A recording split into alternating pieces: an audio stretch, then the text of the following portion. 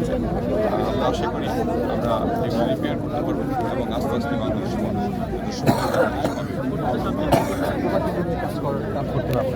প্রবাসীরা আমাদের দেশের বড় একটা ফ্যাক্ট, সেক্ষেত্রে আপনি কী ধরনের চ্যালেঞ্জ প্রবাসীদের নিয়ে তো যদিও প্রবাসী মন্ত্রণালয় আমার নয়, তবুও প্রবাসীদের নিয়ে অনেক চিন্তা রয়েছে। ট্রান্সপোর্টেশনের যে ঝামেলাগুলো হয় আসলে বিমানে যে ট্রান্সপোর্টেশনের যে অসুবিধাগুলো হয় সেগুলিকে ঠিক করার জন্য তড়িৎ গতিতে কীভাবে করা হয়, একটা বিমান সামলে পড়ে সঙ্গে সঙ্গে হ্যান্ডলেরা কীভাবে এই আপনার লাগেজগুলি তাড়াতাড়ি নিয়ে আসবে, তাড়াতাড়ি আপনার ইমিগ্রেশন পার হয়ে যে লাগেজগুলি পায়, সেগুলি কিন্তু প্রক্রিয়া রয়েছে।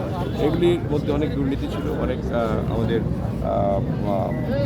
অনীহা ছিল, অনেকে কাজ করে নাই। আমরা নিজেরাই কাজ করবো, নিজেরা যাবো, দেখবো এবং যেখানে যা প্রয়োজন সেগুলি করবো।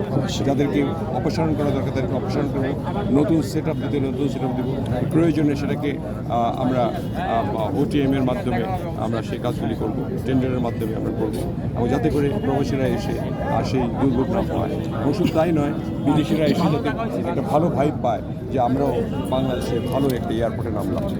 প্রবাসীরা যখন দেশে আসে তখন তারা একটা সম্মান এক্সপেক্ট করে এয়ারপোর্টে, এটা নিশ্চিত আপনি কী ধরনের ভূমিকা নিতে পারবেন? এটার ব্যাপারে আসলে এই অন্তর্বর্তীকালীন সরকারও একটা ডেস্ক করেছিল, এই ডেস্কে কাজ করে নেই এবং শুধুমাত্র নামেই একটা ডেস্ক করা হয়েছে, কিন্তু ডেস্কটা শুধু ডেস্ক নামে আছে, সেটার কোনো লুপবল নাই।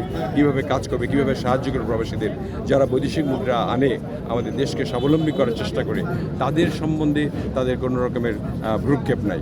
সেগুলি বিষয়ে আমরা চিন্তা করেছি এবং একটা সুন্দর প্রেসি আমরা তৈরি করেছি, হাউ টু হ্যান্ডেল ইট, এবং তাদেরকে কীভাবে আমরা স্বস্তি দিতে পারি এবং তাদের লাগেজ নিয়ে যে ঘটনাগুলি ঘটে সাধারণত প্রায়শই পত্রিকায় আসে, সেগুলি নিরসন করার জন্য পদক্ষেপ আমরা ইমিডিয়েটলি নেব। আপনাদের শুভকামনা। ধন্যবাদ। ধন্যবাদ। আপনার দায়িত্ব তো খুব চ্যালেঞ্জিং আপনার মন্ত্রণালয়, কারণ এখানে অনেক দুর্নীতির একটা বিষয় আছে। এখানে আপনি কিভাবে মোকাবেলা করবেন? দুর্নীতি বাঁকড়া তো ভাঙতে হবে এবং কী কী দুর্নীতি হয় ইতিমধ্যে আমরা কিছু কিছু জিনিস লিপিবদ্ধ করেছি। সেখানে আমাদের হয়তো অনেকগুলি লোককে আমাদের অপসারণ করতে হবে অথবা নিয়োগ করতে হবে, সেগুলি নিয়ে আমরা চিন্তাভাবনা রেখেছি এবং আমাদের এগুলি বর্ণনা করতে গেলে অনেক সময় লাগবে। আমরা লেট উই স্টার্ট ফার্স্ট, আমরা আজকে গুড স্টার্ট হবে মনে করি। আজকে ক্যাবিনেট মিটিংয়ের মধ্য দিয়ে আমরা একটা নির্দেশনা পাবো মাননীয় প্রধানমন্ত্রী এবং সেই হিসাবে আমরা কাজ করব।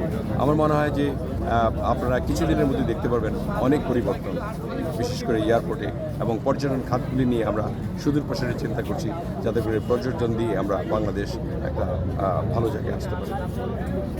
ধন্যবাদ।